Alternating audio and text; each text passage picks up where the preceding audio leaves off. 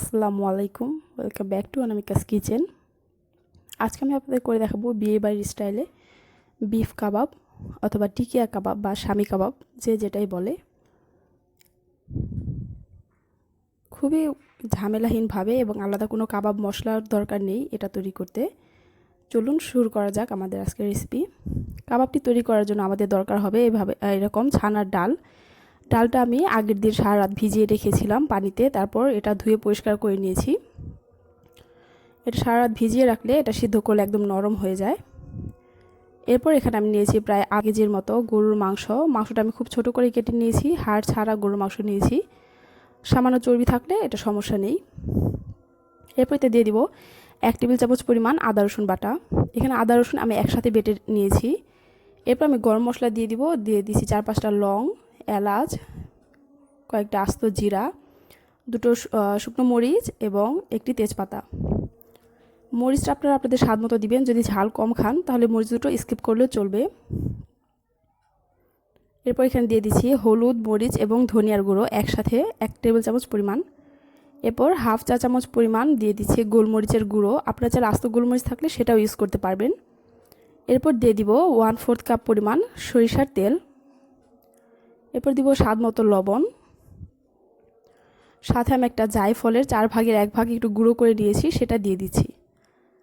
লবণটা এই পর্যায়ে যদি কম দিতে চান কম দিতে পারেন, কারণ এটা যখন রান্না করা হবে এরপর চেক করে আবার লবণটা অ্যাডজাস্ট করে নিতে পারবেন, তাই প্রথমে লবণটা বেশি না দেওয়াই ভালো।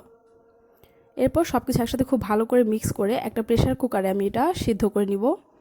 আপনাদের যদি প্রেশার কুকার না থাকে আপনারা নর্মাল চুলায়ও হাঁড়িতে বসে এটা রান্না নিতে পারবেন। এখানে আমি দিয়ে দিচ্ছি কয়েকটা কাঁচা মরিচ এবং 2 টেবিল চামচ পরিমাণ পেঁয়াজ।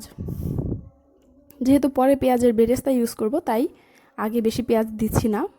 এরপর আমি ভিজিয়ে রাখা ছানার ডাল যেটা বলে বা ছোলার ডাল, সেটা দিয়ে দিচ্ছি। এরপর একটা প্রেশার কুকারে আমি সবগুলো দিয়ে অল্প পরিমাণ পানি দিয়ে সেদ্ধ করে নিব। 3 থেকে 4টা সিটি দিলেই হয়ে যাবে। যদি আপনাদের মনে হয় যেটা শক্ত আছে তাহলে আর 2-1টা সিটি দিয়ে নিতে পারেন। এরপর এটাকে ঢেকে আমি চুলায় রান্না করে নিব। 4টা সিটি দিয়ে নিয়েছি আমি।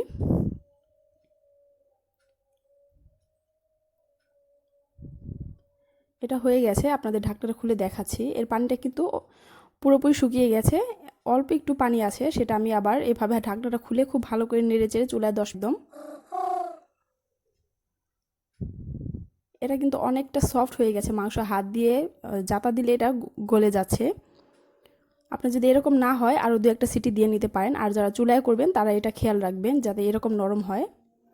এটা পানি শুকানোর পর ঠিক এরকম হয়েছে। আমি এটা পুরোটা পানি চুলায় জাল করে শুকিয়ে দিয়েছি। এরপর এটা আমি একটা ব্লেন্ডারে খুব ভালো করে পিষে নিব। আপনার যদি ব্লেন্ডার না থাকে আপনারা পাটাও এই কাজটা করতে পারেন। আমি ব্লেন্ডারে দেওয়ার পর এর মধ্যে যে গরম মশলাগুলো ছিল সেগুলো তুলে নিয়েছি। আপনারা যদি পাটায় এটা বেটে নেন তাহলে কিন্তু গরম মশলাগুলো তুলে ফেলার কোনো দরকার নেই। এগুলো এখন খুব ভালো করে পেস্ট করে নিব। দেখতেই পাচ্ছেন এটা ঠিক এরকম হয়েছে।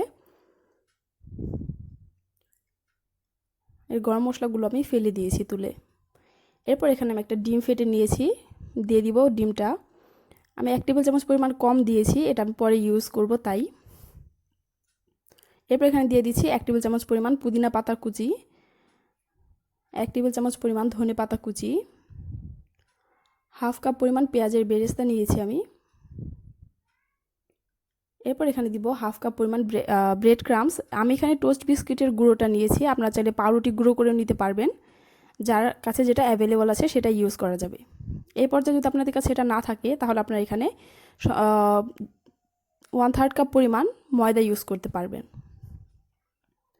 এরপর সব কিছু খুব ভালো করে মিক্স করে নিব। আমার কাছে যদি এটা একটু ড্রাই মনে হতো তাহলে আমি একটু ডিম অ্যাড করতাম। যেহেতু এটা আমার কাছে পারফেক্ট মনে হয়েছে তাই আমার ডিম বা ব্রেড ক্রামস কিছু আর অ্যাড করিনি। এটা দেখতে ঠিক এরকম হবে।